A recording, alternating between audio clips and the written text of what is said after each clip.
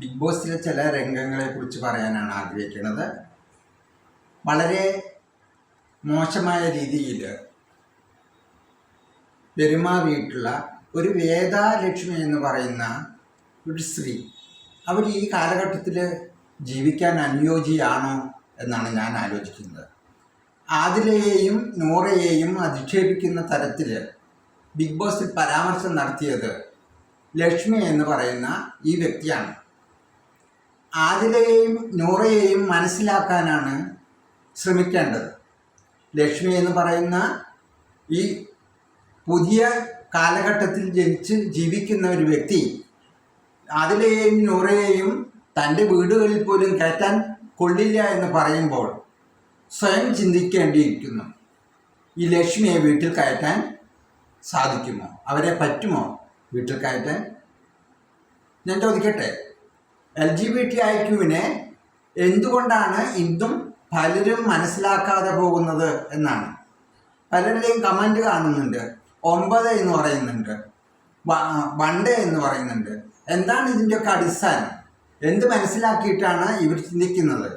ഇവരിൽ ഉള്ള പ്രണയം, ഇവരിലുള്ള സെക്സ് ഇതുപോലെ തന്നെയാണ് മറ്റു വിഭാഗക്കാരുടേതും എന്തും സ്വയം മനസ്സിലാക്കാൻ ഇവർക്ക് എന്നാണ് കഴിയുക? ഇവരെന്തുകൊണ്ട് ബോധവാന്മാരാകുന്നില്ല? ചിലർ പറയുന്നു ചികിത്സിച്ചാൽ മാറിക്കിട്ടുന്നു. അതിന് ചികിത്സയുണ്ടെങ്കിൽ ഒരു സ്ത്രീയെ പുരുഷനാക്കാനും പുരുഷനെ സ്ത്രീയാക്കാനും പറ്റുമല്ലോ. അങ്ങനെയുള്ള ചികിത്സ ഈ ലോകത്തുണ്ടെങ്കിൽ അതല്ലേ ചെയ്യേണ്ടത്? ആദ്യം തന്നെ ചെയ്യേണ്ടത് അത്തരത്തിലുള്ള ചികിത്സയാണ്. കൗൺസിലിംഗ് നടത്തിയാൽ മതി, അല്ലെങ്കിൽ തെറാപ്പി ചെയ്താൽ മതി എന്ന് പറയുന്നവർ ആദ്യം ചെയ്യേണ്ടത് അത്തരക്കാരുടെ മനസ്സിനെ മാറ്റിയെടുക്കാനുള്ള തെറാപ്പിയാണ്. ഈ ലക്ഷ്മിയെ പോലെയുള്ള അധപ്പതിച്ച വർഗങ്ങളെ മാറ്റിയെടുക്കാനുള്ള തെറാപ്പിയാണ് ആദ്യം ചെയ്യേണ്ടത്. ഈ ബിഗ് ബോസ് എന്ന് പറയുന്ന ഈ പരിപാടി ലോകമെമ്പാടും ഇരുന്ന് ജനങ്ങൾ കണ്ടുകൊണ്ടിരിക്കുന്നതാണ്, വീക്ഷിച്ചുകൊണ്ടിരിക്കുന്നതാണ്. അവിടെയാണ് ആദിലയെയും നൂറയെയും കുറിച്ചിട്ട് മോശമായ പരാമർശം നടത്തുന്നത്. അത് തികച്ചും അന്യായമാണ്. എൻ്റെ അഭിപ്രായത്തിൽ ഇതിൻ്റെ അധികാരിയായ മോഹൻലാൽ, മഹാനടനായ മോഹൻലാൽ ലക്ഷ്മിയെ അതിൽ നിന്ന് ഇറക്കി വിടണം എന്നാണ് എനിക്ക് പറയാനുള്ളത്. ആദിലയെയും നൂറയെയും അധിക്ഷേപിക്കുന്ന തരത്തിൽ പരാമർശം നടത്തിയ ആ ലക്ഷ്മി എന്ന് പറയുന്ന ആ പേരിന് പോലും അപമാനമായി തീരുന്ന ആ വ്യക്തിയെ ബിഗ് ബോസ് ഹൗസിൽ നിന്ന് ഇറക്കി വിടണമെന്നാണ് എൻ്റെ അഭ്യർത്ഥന. അത് മാനിച്ചുകൊണ്ടിരുന്നെങ്കിലും മോഹൻലാൽ ഈ വ്യക്തിയെ ആ ഹൗസിൽ നിന്ന് പുറത്താക്കണം. ഇന്ന് നമ്മൾ ഗൂഗിളിൽ സെർച്ച് ചെയ്താലോ മറ്റേതെങ്കിലും തരത്തിലോ നോക്കിക്കഴിഞ്ഞാൽ എന്താണ് LGBTIQ എന്ന് എല്ലാവർക്കും മനസ്സിലാക്കാൻ സാധിക്കുന്ന കാര്യമാണ്. എന്നിട്ട് ഇന്നും ഈ കാലഘട്ടത്തിൽ ജീവിക്കുന്ന ലക്ഷ്മിയെ പോലെയുള്ള വ്യക്തി ഇത്തരത്തിലുള്ള അധിക്ഷേപ പരാമർശങ്ങൾ നടത്തുന്നത് തികച്ചും പ്രതിഷേധാർഹമാണ്. ഒരു വ്യക്തിയെ അവരുടെ മുഖത്ത് നോക്കി അധിക്ഷേപിക്കുക എന്ന് പറഞ്ഞാൽ ഒരിക്കലും ശരിയായ കാര്യമല്ല. അവർക്ക് ആരാണ് അതിനുള്ള അവകാശം കൊടുത്തിരിക്കുന്നത്? പലരും പറയാനുണ്ട് ഇവിടെ സ്വാതന്ത്ര്യമുണ്ട്, അഭിപ്രായ സ്വാതന്ത്ര്യമുണ്ട്, ആശയ സ്വാതന്ത്ര്യമുണ്ട് എന്ന്. അഭിപ്രായ സ്വാതന്ത്ര്യമുണ്ട്, എല്ലാമുണ്ട്. പക്ഷേ ഒരു വ്യക്തിയെ അധിക്ഷേപിച്ചുകൊണ്ട് സംസാരിക്കാനുള്ള സ്വാതന്ത്ര്യം ആരും കൊടുത്തിട്ടില്ല. ഇന്ത്യൻ ഭരണഘടനയും കൊടുക്കുന്നില്ല. സ്വാതന്ത്ര്യം നമുക്ക് അഭിപ്രായം പറയാനുള്ളതാണ്, രണ്ട് വ്യക്തികളുടെ ജീവിതത്തിലേക്ക് എത്തിച്ചു നോക്കാനുള്ളതല്ല. ഒരു സ്ത്രീയും പുരുഷനും വിവാഹം കഴിക്കുമ്പോൾ ആരും അവരുടെ സെക്സിനെ കുറിച്ചോ അവരുടെ ഗർഭധാരണത്തിനെ കുറിച്ചോ ചിന്തിക്കുന്നില്ലല്ലോ. പിന്നെ എന്തിനാണ് ലെസ്ബിയൻസിൻ്റെ ജീവിതത്തെക്കുറിച്ച് ചിന്തിച്ച് തലപുണ്ണാക്കുന്നത്? ആർക്കാണ് ഇത്ര ബുദ്ധിമുട്ട്? അവരവരുടെ ഇഷ്ടത്തിന് ജീവിക്കട്ടെ. ഓരോരുത്തർക്കും ഓരോ തരത്തിലുള്ള ഇഷ്ടങ്ങളുണ്ട്. അവരവരുടേതായ രീതിയിൽ ജീവിക്കട്ടെ.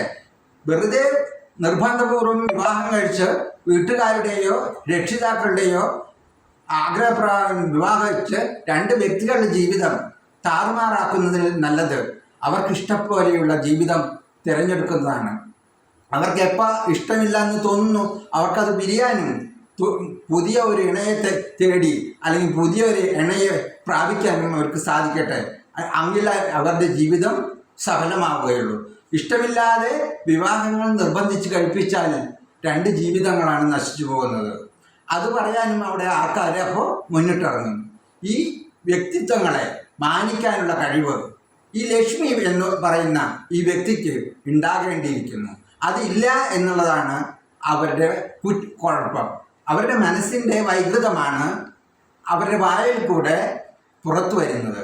ആ മനസ്സിൻ്റെ വൈകൃതം ഈ ലക്ഷ്മി എന്ന് പറയുന്ന വ്യക്തിക്ക് മാത്രമല്ല, നമ്മുടെ സമൂഹത്തിൽ ഒട്ടനവധി പേർക്ക് ഈ വൈകൃതം കാണുന്നുണ്ട്.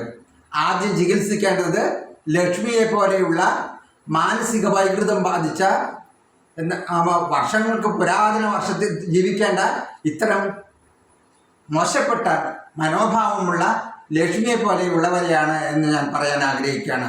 തുടർന്നും ഈ ബിഗ് ബോസിൽ നടക്കുന്ന സംഭവവികാസങ്ങളെ ഞാൻ കാണാനും അതിനെക്കുറിച്ച് പറയാനും ഞാൻ ആഗ്രഹിക്കുന്നുണ്ട്. ഇത്രയും പറഞ്ഞുകൊണ്ട് നിർത്തുകയാണ്. കൂടുതൽ അടുത്ത യൂട്യൂബ് ചാനലുകളിൽ ഞാൻ സംസാരിക്കുന്നതാണ്. എല്ലാവർക്കും നന്ദിയും സന്തോഷവും അറിയിക്കുന്നു. പ്രിയ സുഹൃത്തുക്കളെ, എൻ്റെ രോഷം നിങ്ങൾ മനസ്സിലാക്കണം. ആരും ഒരു തരത്തിലും ആഗ്രഹിച്ചിട്ട് കിട്ടുന്ന ജന്മങ്ങളല്ല. ഓരോരുത്തർക്കും ജനിക്കുമ്പോഴേ ഉണ്ടാകുന്ന പ്രത്യേകതകളാണ് പലതുമെന്ന് നമ്മളെല്ലാവരും മനസ്സിലാക്കണം. അത് മനസ്സിലാക്കാത്ത രക്ഷിതാക്കളും അതുപോലെയുള്ള ജനങ്ങളുമാണ് മറ്റുള്ളവരെ അംഗീകരിക്കാൻ വൈമനസ്യം കാണിച്ചുകൊണ്ട് ഇന്നും ജീവിതം തള്ളി നിൽക്കുന്നത്. അങ്ങനെയുള്ളവർ ആ കാരണമാണ് മറ്റ് വ്യക്തികളുടെ ജീവിതം നരകപൂർണ്ണമാകുന്നത്. ഇത്രയും പറഞ്ഞുകൊണ്ട് ഞാൻ നിർത്തുകയാണ്. എല്ലാവരോടും ഒരിക്കൽ കൂടി എൻ്റെ നന്ദിയും സന്തോഷവും അറിയിക്കുന്നു. എൻ്റെ വീഡിയോ കാണുന്നവർ സബ്സ്ക്രൈബ് ചെയ്യാനും ലൈക്ക് ചെയ്യാനും ഫോളോ ചെയ്യാനും മറക്കരുത്. എല്ലാവരോടും നന്ദിയും സന്തോഷവും അറിയിച്ചുകൊള്ളുന്നു. നിർത്തുന്നു.